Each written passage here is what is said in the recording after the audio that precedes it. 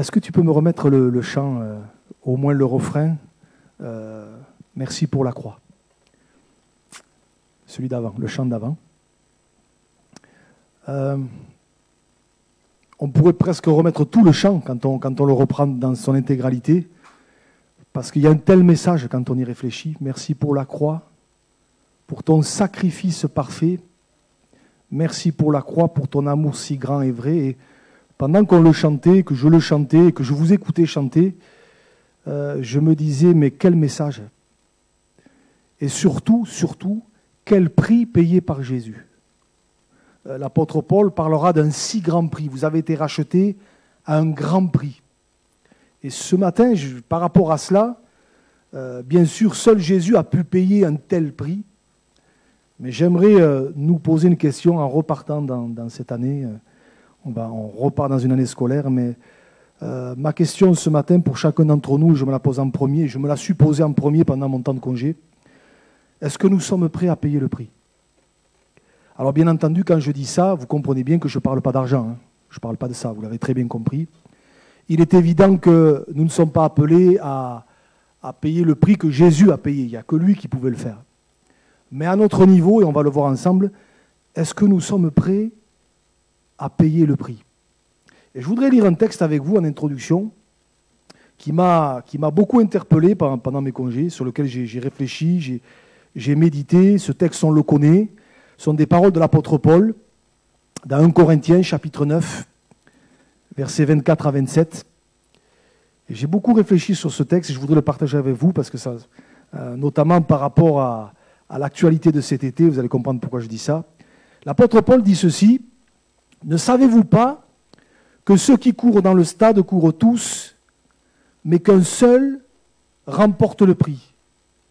Courez de manière à le remporter. » Et c'est surtout ce verset 25 qui m'a interpellé. « Tous ceux qui combattent s'imposent toute espèce d'abstinence et ils le font pour obtenir une couronne corruptible. » À l'époque, cette couronne, c'était une couronne de persil. Persil, nous, on le mange. Hein. Enfin, moi non. Hein, mais c'était une couronne de persil à l'époque. Hein. Ils le font pour obtenir une couronne corruptible. Et regardez ce que Paul dit. Mais nous, ce matin, faisons-le pour une couronne incorruptible. Moi donc, je cours non pas comme à l'aventure, je frappe non pas comme battant l'air, mais je traite durement mon corps et je le tiens assujetti, de peur d'être moi-même rejeté après avoir prêché aux autres. Amen. Voilà, en lisant ce texte, je n'ai pas pu m'empêcher de repenser à cet événement que nous avons vu plus ou moins à la télévision cet été, les Jeux Olympiques à Tokyo. D'ailleurs, il y a eu les Jeux Olympiques à Tokyo il y a quelques semaines, mais encore aujourd'hui, actuellement, il y a les Jeux Paralympiques.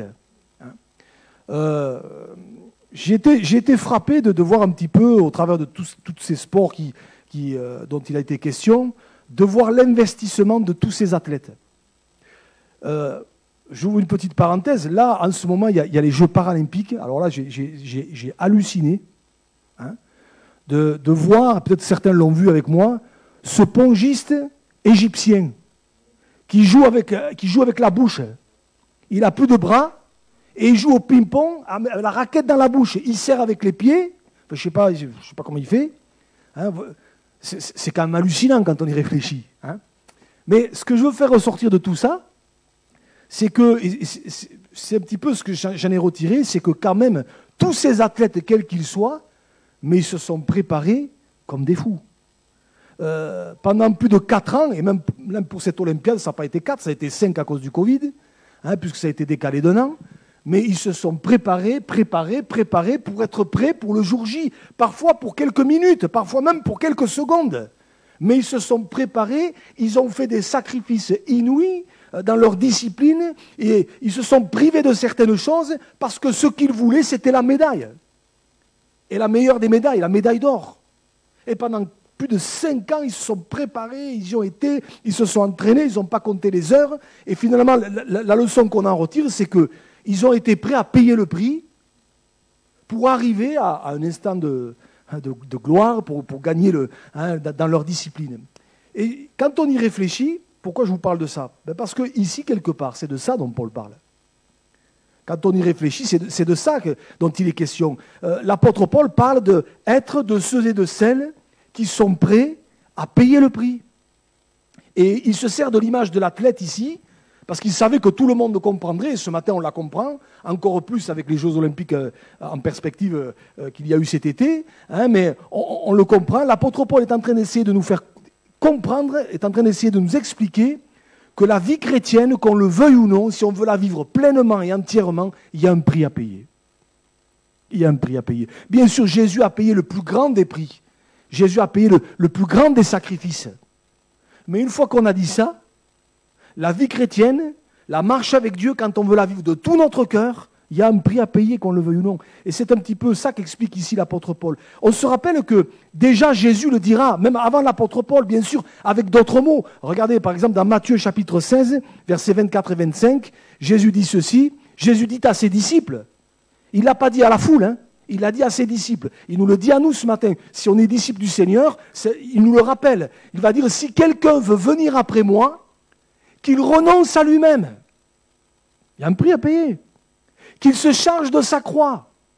Et la croix, on sait ce que ça signifie, on sait ce qu'il y a derrière. Il y a ces symboles de souffrance, ces symboles, voyez, de fardeau. C'est quelque chose qu'il faut porter, voyez, qu'il renonce à lui-même, qu'il se charge de sa croix et qu'il me suive.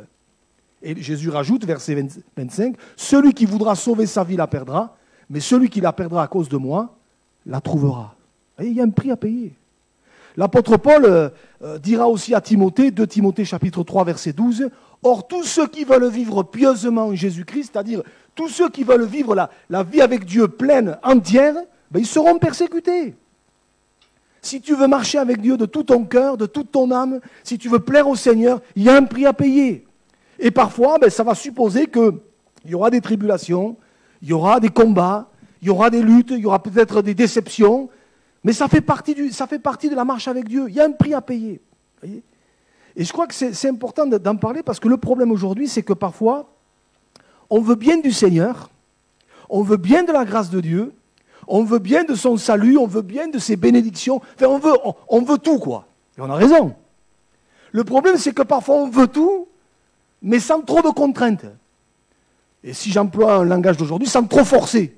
Vous voyez, un peu, mais pas trop, quoi. Je reprends l'image de l'athlète ici que l'apôtre Paul fait ressortir. C'est comme si l'athlète voulait gagner la médaille d'or sans s'entraîner. Il se dit, non, moi je veux la médaille d'or. Oui, vous voulez être champion olympique? Oui, je veux être champion olympique. Mais il faut s'entraîner. Ah non, non, non. C'est un peu ça l'image. Et parfois, alors, vous allez dire c'est un peu simpliste, mais parfois c'est un peu ça. Des fois, on veut tout du Seigneur. On veut tout, on veut sa bénédiction, on veut qu'il agisse, on veut de sa gloire, on veut le voir intervenir dans tel et tel domaine, mais quelque part, le prix à payer à côté, non, ça on n'en veut pas. C'est la même chose qu'un athlète qui veut la médaille d'or sans s'entraîner. Ça, c'est pas possible. Ça, c'est pas possible. Et d'ailleurs, Jésus en parlera. Rappelez-vous, dans la fameuse parabole du semeur, Jésus dira dans Marc, on connaît cette parabole, souvent on pense que c'est que pour les incroyants, mais c'est aussi pour nous les chrétiens. Et il va parler de la semence qui est tombée dans les endroits pierreux.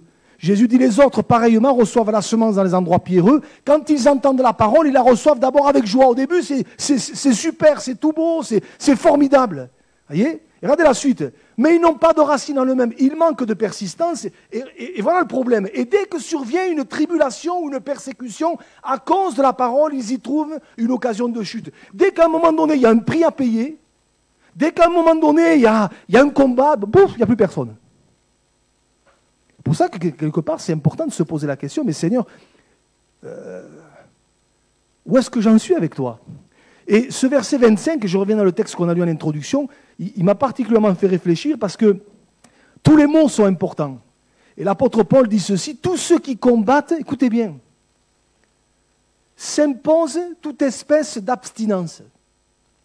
Et là où ça m'a interpellé, c'est qu'il est bien dit qu'ils s'imposent. On ne leur impose rien. Mais c'est eux-mêmes qui s'imposent. Pourquoi? Parce qu'ils veulent gagner. Alors on n'a pas besoin de leur dire, tu sais, il va falloir que tu t'entraînes, tu sais, ça... Vous avez vu aujourd'hui les sportifs, il y a le régime, il y a tout ce que vous voulez, quoi. Il y a l'hygiène de vie, il y a le sommeil, il faut... Vous voyez, les sportifs qui veulent sortir, faire la bamboula et tout ce que vous voulez à côté, tout en étant compétitifs, en général, c'est un peu plus compliqué. Mais il y a toute une hygiène de vie, etc., etc. Mais sur le plan spirituel, c'est la même chose. Tous ceux qui combattent s'imposent toute espèce d'abstinence. Ils s'imposent. On ne leur impose rien, on ne leur dit pas, il faut que tu le fasses. Parce que s'ils n'ont pas envie, ils ne le feront pas. Hein. Et je crois quelque part que pour nous, ça nous enseigne quelque chose de très très important. C'est que quelque part, c'est nous qui choisissons la vie spirituelle que nous voulons mener. 1, 2, voilà. C'est nous qui choisissons la vie spirituelle que nous voulons mener. Soit une vie spirituelle, je vais dire light, sans trop de contraintes, où je force pas trop, où je veux le maximum en faisant le minimum. Soit une vie spirituelle où qu'importe le prix à payer, Seigneur, moi je veux te suivre. Et ce matin, je voudrais que quelque part on puisse se poser la question, et à chacun de nous de répondre dans notre cœur, quel genre de vie chrétienne je veux mener? Est-ce que je veux mener cette vie chrétienne-là de ceux qui combattent en s'imposant toute espèce d'abstinence, ils le font pour obtenir une couronne corruptible, mais nous, faisons-le pour une couronne incorruptible, ou est-ce que je veux une vie chrétienne, pas trop de contraintes, ouh là là, moi écoutez, il ne faut pas trop m'en demander, mais c'est important, c'est nous qui choisissons, c'est toi qui choisis, on aura beau dire il faut ceci, non, c'est nous qui voyons ce que nous voulons faire avec Dieu. Alors, rien de mieux que des exemples, j'en ai relevé 2, 3, hein. Rapidement, je ne vais pas être trop long ce matin, mais par exemple, on connaît bien cette histoire. Mais le jeune homme riche des évangiles, rappelez ce garçon qui est arrivé, qui a dit à Jésus, qu'est-ce qu'il faut que je fasse pour hériter la vie éternelle? Il était prêt à faire des tas de trucs. Dis-moi ce qu'il faut que je fasse, je suis prêt à le faire. Et puis vous vous rappelez ce que Jésus va lui dire, mais quand on y réfléchit, ce garçon, alors qu'au premier abord il semble prêt à tout, mais finalement, on se rend compte, au bout du compte, qu'il n'est pas prêt à payer le prix.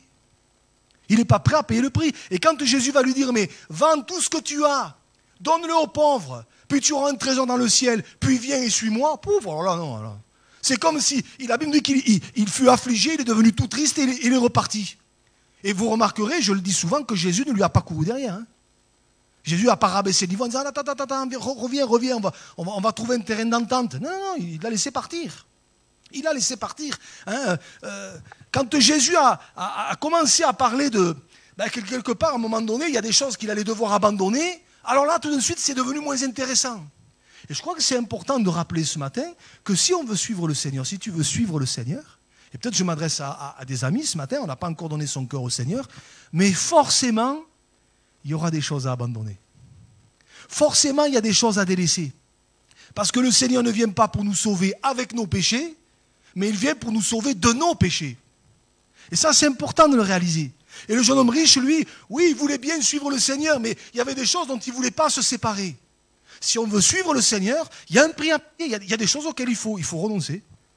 Si quelqu'un veut me suivre, on l'a lu tout à l'heure, qu'il renonce à lui-même, voyez, et qu'il me suive.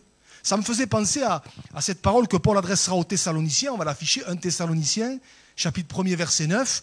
L'apôtre Paul dit ceci, « Car on raconte à notre sujet quel accès nous avons eu auprès de vous, écoutez bien, et comment vous vous êtes convertis à Dieu en faisant quoi? En abandonnant les idoles pour servir le Dieu vivant et vrai. Si on veut se donner au Seigneur, il y a des choses forcément qu'on doit abandonner. Alors les idoles, ce n'est pas forcément que des statues. Hein. Ça peut être des statues, ça peut être des médailles, ça peut être ces trucs-là. Mais c'est tout ce qui prend la place de Dieu. Hein. Le jeune homme riche, son problème, c'était l'argent. Mais ça peut être tellement de choses. Et je crois que c'est important de rappeler ce matin que quelque part, oui, si tu veux suivre le Seigneur, il y a un prix à payer, il y a des choses, parfois il faut s'en séparer, il y a des fréquentations avec lesquelles il faut couper, parce que quelque part, ça passe par là.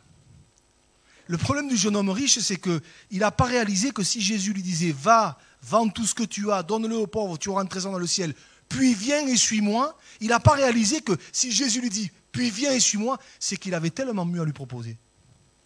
Et des fois, on est prêt à donner son cœur au Seigneur. On est prêt à dire, oui Jésus, je veux te suivre. Oui Seigneur, je veux aller plus loin avec toi. Des fois on se dit, oui mais si je le fais, je vais être obligé de lâcher certaines choses. Ah, mais tu ne seras pas perdant. Hein.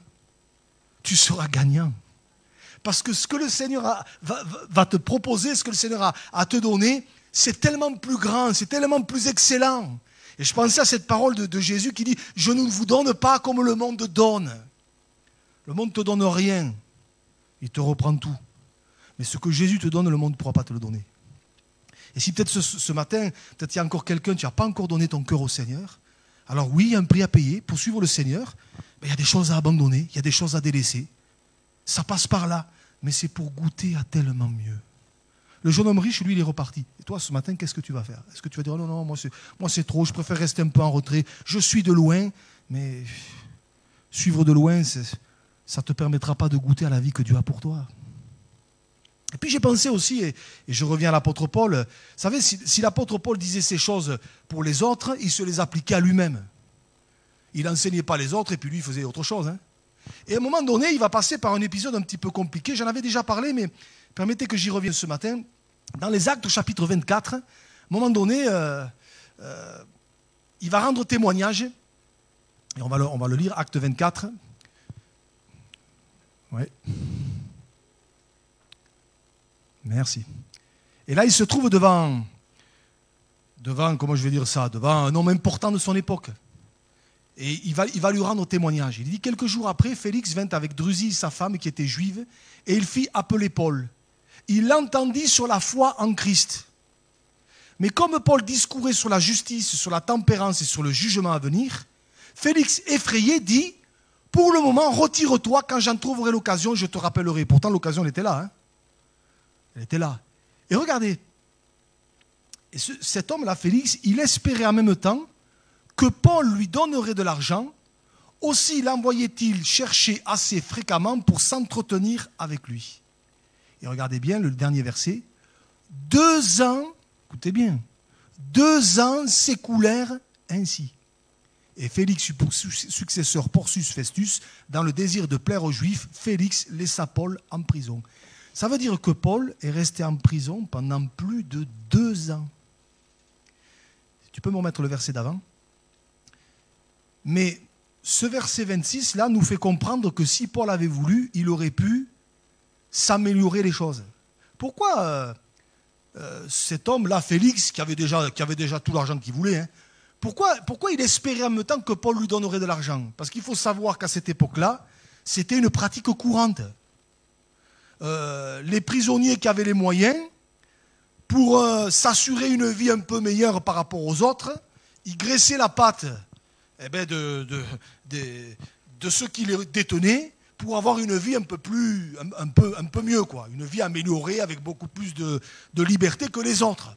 Donc c'est pour ça que pour lui, dans son esprit, Paul, il allait faire comme les autres. Il allait faire comme les autres. Il allait lui donner de l'argent pour lui faciliter un petit peu les choses. Et quand je réfléchissais à ça, je me disais, mais ça aurait été facile pour l'apôtre Paul de faire revenir quelques croyants et de leur dire, écoutez, moi j'en peux plus là, voilà. Vous savez ce que vous allez faire? Si vous m'aimez, et là on me faisait jouer la corde sensible, si vous m'aimez, si je compte pour vous, allez parler de ma situation aux églises, faites une offrande pour moi, comme ça je la donnerai à cet homme, et moi je serai un peu plus tranquille. Sauf que l'apôtre Paul n'est pas rentré dans ce jeu-là. Et oui, c'est vrai, il en a payé le prix. Hein. Il est resté enfermé pendant plus de 2 ans. Vous vous rendez compte? Lui, l'évangéliste, lui qui allait partout, lui qui aimait prêcher la parole, eh bien, il est prêt à rester 2 ans en prison, à payer le prix pour rester droit devant Dieu. Pour avoir un cœur droit. Et il choisit la droiture, il choisit l'intégrité, il choisit l'honnêteté, il choisit la pureté, plutôt que de faire comme tout le monde. Plutôt que de rentrer dans des pratiques courantes que tout le monde faisait. Et je crois que pour nous, là, il y a tout un message. C'est que c'est vrai, aujourd'hui, parfois on peut se retrouver dans des situations difficiles les uns et les autres. Hein. Bien sûr, peut-être pas dans les mêmes contextes, dans les mêmes circonstances. Et c'est tellement facile aujourd'hui de faire comme tout le monde. Un petit mensonge, une petite magouille, un petit dessous de table, un petit, voyez, voilà, un petit arrangement entre amis, et puis on s'en sort, et puis ça va mieux. Sauf que, oui, on est libre de le faire. Hein. On peut le faire. Hein. Mais après, comment voulez-vous que la gloire de Dieu se manifeste? À un moment donné, et je crois que parfois Dieu permet des situations pour savoir qu'est-ce qu'on va faire. Comment on va faire? Comment on va réagir?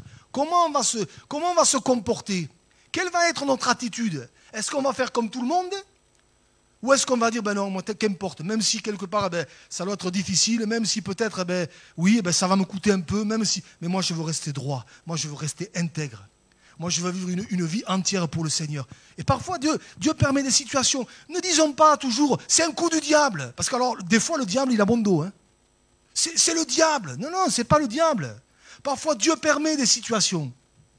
Et il les permet pour que, justement, ça va nous éprouver. Qu'est-ce qu'il va faire? Est-ce qu'on va rester droit? Est-ce qu'on va rester intègre? Ou est-ce qu'on va commencer à faire comme tout le monde? Allez. De toute façon, personne ne le saura, personne ne le verra. Et puis de toute façon, vous savez, le diable, lui, il aime bien venir nous tenter. Et puis après, une fois qu'on l'a fait, il nous culpabilise. Vous voyez? Mais si peut-être on est dans une situation, quel que soit le domaine, un petit peu difficile, là, et si peut-être quelque part c'était comme un test, qu'est-ce que tu vas faire? Est-ce que tu vas faire comme tout le monde? Ou est-ce que tu vas dire, qu'importe Seigneur, même si je serais mal vu, même si tout le monde a l'habitude de mentir et qu'un petit mensonge me sortirait de la situation, moi je ne le ferai pas.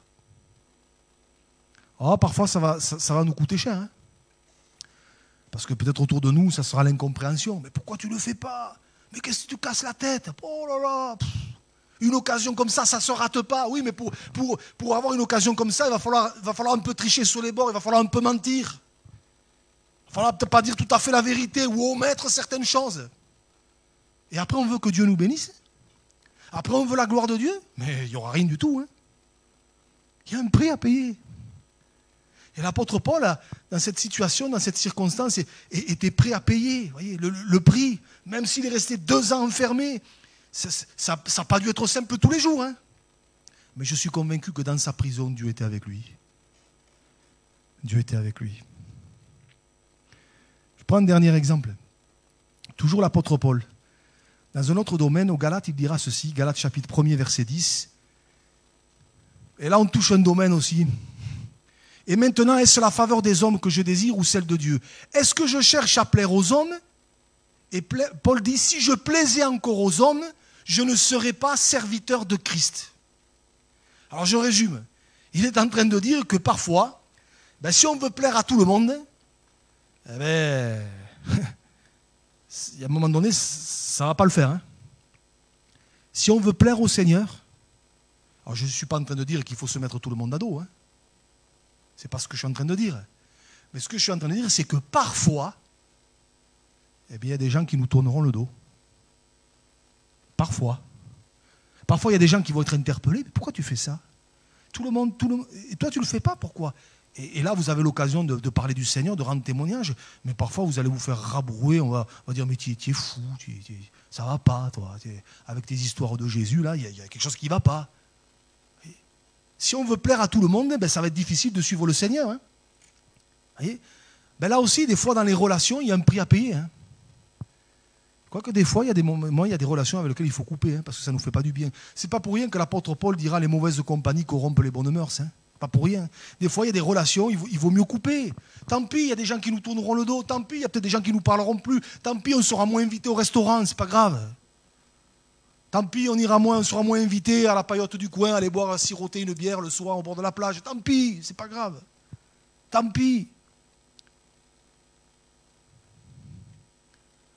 Si je voulais plaire aux hommes, je ne serais pas serviteur de Christ. Ça veut dire à quelqu'un parfois ce que tu fais, c'est pas bien. Là, franchement, je te suis pas. Là, je cautionne pas ce que tu fais. Des fois, vous prenez une volée de bois vert. Hein. Ouais, qui tais-toi pour me dire ça? La Bible dit quand même dans le livre des Proverbes, chapitre 27, verset 6, que les blessures d'un ami prouvent sa fidélité. Vous voyez? Jésus dira, et vous connaissez cette parole, et elle est facile à dire. À vivre, c'est un peu plus difficile. Hein. Si ton frère a péché, tu fermes les yeux et tu fais comme si tu n'as rien vu. Tu te dis, c'est pas mon boulot, c'est le boulot du pasteur. Chut, allez, hop, je botte en touche et qui se débrouille avec. Si ton frère a péché, c'est pas va le dire, hein. C'est pas écris-le sur Facebook, hein. C'est tu vas et reprends-le. Oh oui, mais Seigneur, si je fais ça, ma mamie, il ne va plus me parler, il ne va plus m'inviter, les soirées, il n'y en aura plus. Oui, mais il y a un prix à payer. Et, et des fois, on paye le prix, hein. Ma mamie. Hein. Mais oui, mais c'est tellement important. Et ça fait partie, ça, parfois des situations pas évidentes où des fois on dit ah non, mais je dis rien. Moi, vous savez, moi, je m'entends bien avec tout le monde. Je suis copain, je suis ami avec tout le monde. Ben alors tu vas avoir des difficultés à suivre le Seigneur. Hein. Parce que quand on veut suivre le Seigneur, je ne suis pas en train de dire, je répète, qu'il faut être acariâtre, qu'il faut faire la tronche, qu'il faut faire... c'est pas ça que je suis en train de dire. Mais des fois, ça va nous amener à dire, écoute, là, non. Ça, c'est non. Vous savez qu'un chrétien, ce n'est pas toujours quelqu'un qui dit toujours oui. Hein. Vous vous rappelez, je tiens à dire, en passant, ça me vient à l'esprit, vous vous rappelez les vierges folles et les vierges sages? Donnez-nous de votre huile. Donnez-nous votre huile, nous on n'en a plus. Vous vous rappelez ce qu'elles vont répondre les autres? Elles vont dire, vous relirez le texte, hein, je l'ai sous les yeux, hein, toutes ces vierges se réveillèrent, préparèrent leurs lampes, les folles dirent aux sages, donnez-nous de votre huile car nos lampes s'éteignent. Les sages répondirent, non, il n'y en aurait pas assez pour nous et pour vous. Allez plutôt chez ceux qui en vendent et achetez-en pour vous. Elles ont dit non. Le chrétien, ce n'est pas toujours quelqu'un qui dit oui, pour faire plaisir à tout le monde, pour plaire à tout le monde, pour être bien vu de tout le monde. Des fois, il dit non. Et quand on dit non, aïe, aïe, aïe. Vous avez vu aux enfants, quand on dit non, des fois, et des fois, ben, quand vous dites non à certaines choses, non, ça, ça, tu fais comme tu veux, mais moi, je ne rentre pas là-dedans. Tout d'un coup, vous avez un peu moins d'amis. Hein. Il y a un prix à payer. Il y a un prix à payer. Alors, je termine, mon frère, ma soeur. Est-ce qu'on est prêt à payer le prix? Est-ce qu'on est prêt à payer les prix? Vous savez, les aléas et les circonstances de la vie vont vite démontrer. Hein, vont vite démontrer. C'est pour ça que j'aime ce verset, dans Hébreux chapitre 6, verset 10, il y a ce verset que nous connaissons. « Car Dieu n'est pas injuste pour oublier votre travail et l'amour que vous avez montré pour son nom et a rendu et rendant encore des services aux saints. » Dieu n'est pas injuste pour oublier votre travail. On pourrait peut-être traduire ça, Dieu n'est pas injuste pour oublier ceux et celles qui, à un moment donné, dans diverses situations, diverses circonstances, ont su payer le prix. Il n'est pas injuste, il le voit. Et peut-être ce matin, mon frère, ma soeur, peut-être alors je vais le dire comme ça, peut-être tu es en galère parce qu'à un moment donné, dans certaines situations, tu as pris des positions. Et peut-être on ne t'a pas toujours suivi, toujours compris. Ben écoute, l'important c'est que Dieu le voit. Quand des fois on prend des positions, on dit non, mais ça, moi, vous faites ce que vous voulez, mais moi je ne le fais pas. Des fois on n'est pas toujours compris. Mais qu'importe, Dieu n'est pas injuste pour oublier. Dieu voit ceux et celles qui sont prêts à payer le prix. Alléluia. Et peut-être ce matin, mon frère, ma soeur, peut-être dans un domaine, dans un autre, peut-être il y a des choix à faire. Peut-être le Seigneur veut te rappeler, te dire, mais si tu veux me suivre, il y a des choses, il va falloir que tu tranches. Tu ne peux pas rester entre deux eaux. Tu ne peux pas plaire à tout le monde. Peut-être tu es là entre deux eaux et voilà, dans certains au travail, avec une relation, et on est là un peu entre les deux. On sait que notre position elle est un peu entre les deux. Qu'est-ce qu'on fait? Ben ouais, mais à un moment donné, il va falloir, si on veut suivre le Seigneur, si quelqu'un veut me suivre, qu'il renonce à lui-même. Peut-être tu devant un choix à faire, peut-être dans un domaine, dans un autre. Alors ce matin, Dieu veut t'encourager. C'est tellement bon de prendre position pour le Seigneur. C'est tellement bon. Alors je sais, ce n'est pas un message à la mode. Hein. On préfère les choses plus light, plus légères. Dieu est avec toi, Dieu va te bénir, la gloire de Dieu va venir, la gloire de Dieu va descendre. Ça fait belle lurette que ça, c'est pas l'évangile, ça, que j'y crois plus à ça. Je terminerai par un dernier verset. Alors là, celui-là, je l'ai fait mettre au dernier moment à la vidéo projectionniste à Rosetta. Regardez un petit peu dans Actes chapitre 14, versets 21 et 22. Regardez un petit peu comment les apôtres des premiers temps encourageaient les chrétiens. Regardez comment ils les encourageaient. Il a dit, les disciples, alors là c'est l'apôtre Paul, hein, tu m'as mis le verset 20, tu peux mettre le verset 21, celui d'après, 21 et 22, voilà. Quand ils eurent évangélisé cette ville, et là il s'agit de l'apôtre Paul et de toute son équipe, hein, et fait un certain nombre de disciples, qu'est-ce qu'ils font? Ils retournèrent à Lystre, à Icône et à Antioche, et regardez ce qu'ils faisaient, verset 22. Fortifiant l'esprit des disciples, ils les fortifiaient. Et ils les fortifiaient comment? En disant, vous inquiétez pas, Dieu est avec toi, la gloire de Dieu va descendre, Dieu va te bénir, tout va aller bien. C'est ça qu'il fait? Non. Les exhorta à persévérer dans la foi, et disant que c'est par beaucoup de tribulations qu'il faut entrer dans le royaume de Dieu. Eh bien, c'est encourageant comme message, ça. Hein? Ce qu'il est en train de leur dire, là, au travers de ça, c'est qu'il y a un prix à payer. C'est par beaucoup de tribulations qu'il faut entrer dans le royaume de Dieu. Alors ça, je sais bien que ce n'est pas un message à la mode, je sais bien que ce n'est pas ce qu'on aime entendre, mais c'est la réalité. Si je veux marcher avec le Seigneur, il y a tellement de domaines, hein, où parfois il y a des positions à prendre. Et je reviens à ce que j'ai lu, hein, tous ceux qui combattent s'imposent toute espèce d'abstinence, ils le font pour obtenir une couronne corruptible, mais nous, ce matin, faisons-le pour une couronne incorruptible. Si je le fais, si je prends des positions, s'il y a des choses auxquelles je dis non, je ne le dis pas pour dire, vous avez vu, moi je ne suis pas comme les autres, c'est pas pour ça que je le fais. Je le fais parce qu'au bout du compte, je veux être avec le Seigneur. Parce que je veux plaire à celui qui m'a sauvé. Parce que je veux honorer le Seigneur. Et vous avez remarqué, alors je n'ai pas le temps de m'y arrêter, mais après Paul, il enseigne les gens, mais après il dit, mais moi donc je cours non pas comme à l'aventure, je frappe non pas comme un bat en l'air, mais je traite durement mon corps. Et ce qu'il dit aux autres, il se l'impose à lui-même. Je traite durement mon corps, je le tiens assujetti. Vous voyez, il est en train de dire, mais oui, il y a des choses, je m'impose une certaine discipline. Je m'impose une certaine rigueur. Si on veut arriver jusqu'au bout, il faut qu'on ait de la discipline et de la rigueur spirituelle. Hein. Ça, c'est comme le sportif, hein, c'est comme l'athlète. Hein. Si l'athlète il se dit, moi je m'entraîne 2 jours et puis le lendemain je vais manger du cassoulet et puis faire tout ce que vous voulez, il ne va pas aller loin. Hein.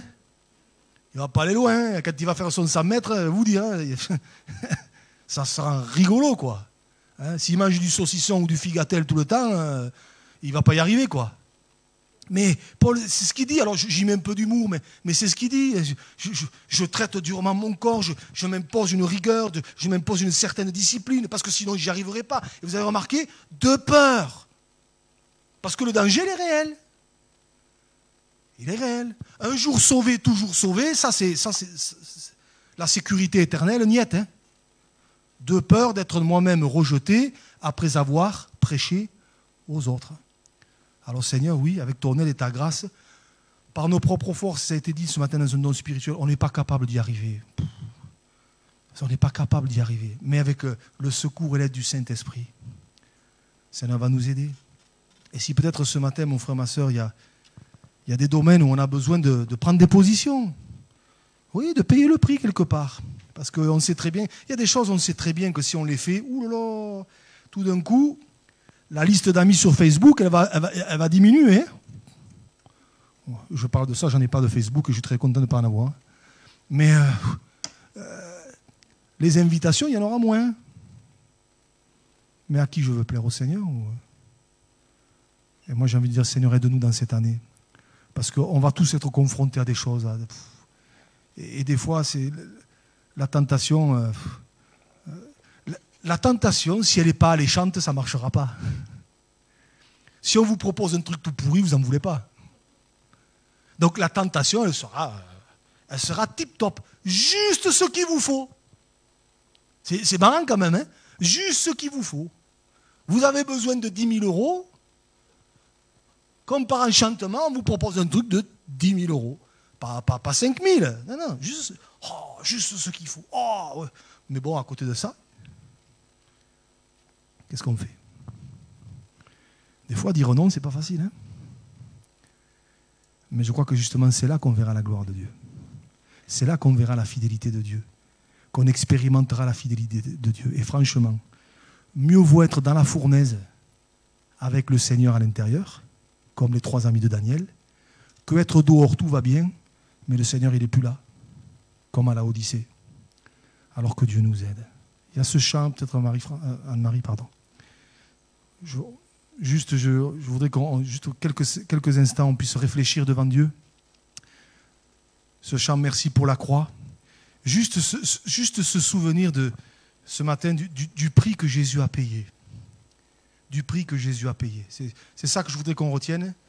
Et peut-être qu'on puisse se dire, mais Seigneur, vu toi le prix que tu as payé, que je pourrais... Moi, de toute façon, je n'aurais pas pu, il n'y a que toi qui pouvais le faire. Mais Seigneur, moi, à mon niveau, Seigneur, avec ta grâce et ton aide, ben, Seigneur, il y a des domaines où il faut que je prenne position. Ben, aide-moi, Seigneur. Aide-moi. Alléluia. Alléluia. Seigneur, ce matin, nous sommes là devant toi. J'ai peut-être été maladroit, Seigneur, mais Seigneur, toi, tu connais nos cœurs, tu connais nos vies. Et je te prie de nous aider, Seigneur, à marcher avec toi fidèlement jusqu'au bout. Et si, Seigneur, il y a des domaines où il y a il y a un prix à payer, alors, Seigneur, aide-nous, aide-moi. Seigneur, c'est toi que nous voulons suivre, Seigneur. Et nous voulons te plaire à toi, Seigneur. Et je te prie, Seigneur, de nous aider à vraiment comprendre ces choses, afin d'être vainqueurs. Faisons-le pour une couronne incorruptible. Seigneur, quand je pense à ça, quand je pense au ciel, quand je pense avec mon intelligence illimitée, Seigneur, je me dis, ça va être tellement extraordinaire. Alors, Seigneur, aide-nous. Si peut-être que quelque part, il y a des amis ce matin qui n'ont pas encore fait le choix de te suivre, je te prie de les toucher ce matin. Et de les amener à réaliser que te suivre, c'est la plus belle des vies. S'engager avec toi, c'est la plus belle des vies. Même s'il y a un prix à payer, mais Seigneur, toi dans la barque, c'est tellement extraordinaire. Alors Seigneur, à toi la gloire ce matin. À toi la gloire, Jésus. Amen. Amen. On va juste prendre ce refrain, je vais laisser Anne-Marie le chanter. Mais je ne voudrais pas que ce soit juste chanter pour chanter. Je voudrais que ce soit un moment de réflexion devant Dieu. Et quelque part de se poser la question, mais où est-ce que j'en suis? Où est-ce que j'en suis? Et dire, Seigneur, mais s'il y a des domaines où je me suis trompé, Seigneur, secours-moi. Secours-moi. Alléluia.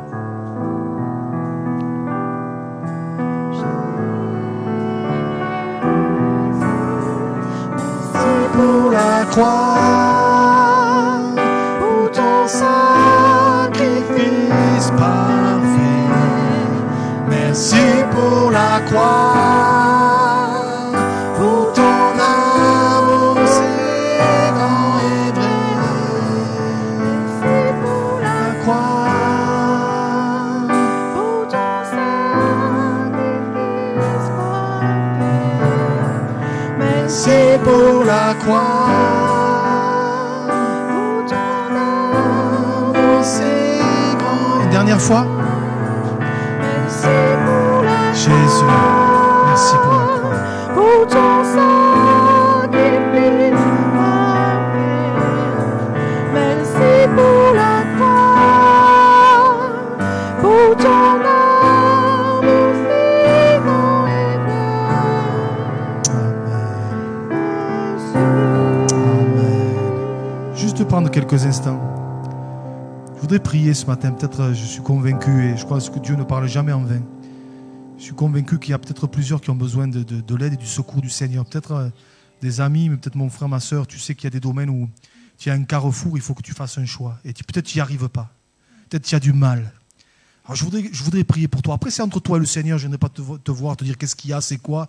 C'est entre toi et le Seigneur. Si tu veux en parler, c'est autre chose, mais c'est entre toi et le Seigneur. Alors si c'est le cas ce matin, simplement, tu te lèves à ta place et on va prier. Pendant que les têtes sont baissées, peut-être pendant qu'Anne-Marie continue de jouer ce chant. Voilà, je voudrais qu'on prenne quelques instants. Voilà, il y a des domaines, tu sais, que ça ne peut pas rester comme ça. Il va falloir à un moment donné choisir.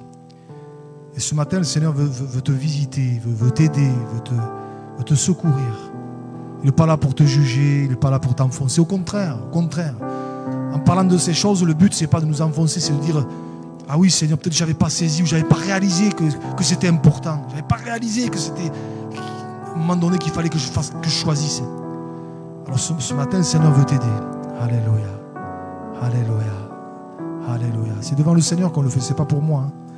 Alléluia. Seigneur, tu vois toutes ces vies qui sont debout. Toi, tu sais toutes choses, Seigneur. Tu connais les secrets des cœurs. Tu sais ce pourquoi chacun est debout, Seigneur. Et je te demande vraiment, Seigneur, de les visiter, de donner la force de faire ce qu'il faut Seigneur, même si ce n'est pas toujours évident, de savoir dire non quand il le faut, de savoir prendre une position quand il le faut. Quel que soit le domaine, je te prie de bénir ces bien-aimés, je te prie de les visiter. Je sais que tu es là pour les secourir, je sais que tu es là pas pour les juger ce matin, mais au contraire pour leur donner des forces nouvelles, pour les renouveler, Seigneur, et leur donner un courage qui vient du ciel, des forces qui viennent d'en haut. Et Seigneur, je sais que c'est au travers de ces moments-là justement que tu glorifies ton nom. Alléluia, bénis-les, Seigneur, secours-les, encourage-les, fortifie-les, Seigneur. Et même si peut-être ça va être peut-être difficile, parce que je sais que quand on prend des décisions pour toi, parfois c'est difficile, mais Seigneur, merci parce que tu seras à leur côté. Tu seras là pour les secourir et les aider. Seigneur, à toi la gloire. Bénis chacun, étends tes mains, renouvelle les forces, Seigneur. C'est toi qui le fais, tu vas réjouir leur cœur, tu vas les secourir, Seigneur. Tu vas glorifier ton nom. Alléluia. Alléluia. On peut reprendre une dernière fois ce refrain? Alléluia.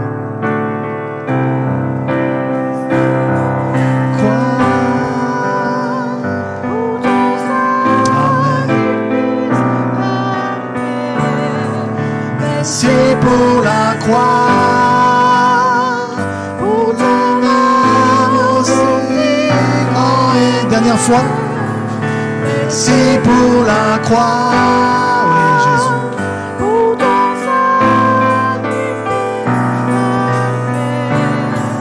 Alléluia, Jésus. Merci pour la croix, Seigneur.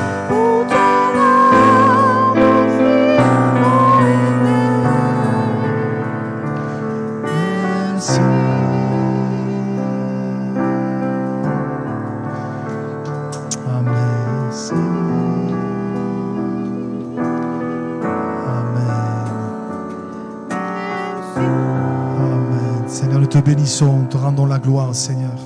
Merci pour ta grâce, merci pour les forces que tu nous donnes.